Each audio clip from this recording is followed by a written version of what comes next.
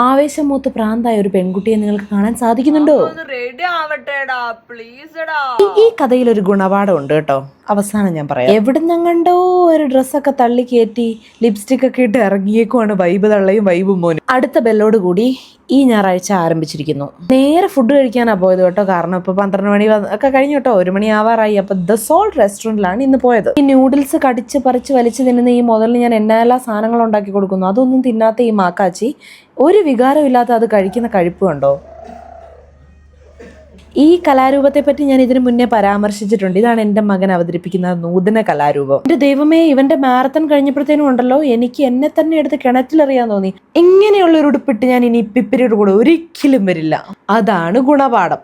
ഇത്രയും നീചവും ഹീനവുമായ ഒരു പ്രവൃത്തി എന്നോട് തന്നെ ചെയ്ത എന്നോട് തന്നെ ഞാൻ ക്ഷമിച്ചിരിക്കുന്നു. പിന്നെ അവിടുന്ന് ഒരൊറ്റ പോക്കായിരുന്നു, സിറന്ന്. എങ്ങോട്ടാണ്? ആ ഒബ്രോൺ മോളിന്റെ ഓപ്പോസിറ്റ് ആയിട്ട് സൂഡിയോയും H&M ഒക്കെ ഉള്ള ഒരു ഏരിയ ഇല്ലേ, അങ്ങോട്ടാട്ടോ പോയത്.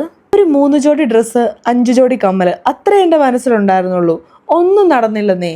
H&Mൽ അങ്ങോട്ടും ഇങ്ങോട്ടും ഉരുണ്ട് എൻ്റെ മകൻ ഒരു മാതൃകയായി. കട അധികൃതർ ഞങ്ങളെ പ്രത്യേകം പ്രശംസിച്ചു. നോ കറ നോ പാട്, ഒൺലി ബ്യൂട്ടിഫുൾ ഫ്ലോർസ്. പിന്നെ നേരെ വൃന്ദാവനിൽ പോയി ഒരു ദഹിപ്പുരി കഴിച്ച് എൻ്റെ മരിച്ചുപോയ ആത്മാവിനെ ഞാൻ പുനർജനിപ്പിച്ചു. അങ്ങനെ ഡ്രസ്സ് മേടിക്കാൻ ഇറങ്ങിയ പെൺകുട്ടി റോഡരികിൽ നിന്ന് വിക്കർ ബാസ്ക്കറ്റ് മേടിച്ച മാതൃകയായി. പിന്നെ ഈ കഴുകാത്ത പാത്രങ്ങളെ എല്ലാം തേച്ചൊട്ടിച്ച് ഞാൻ പോയി കിടന്നുറങ്ങി.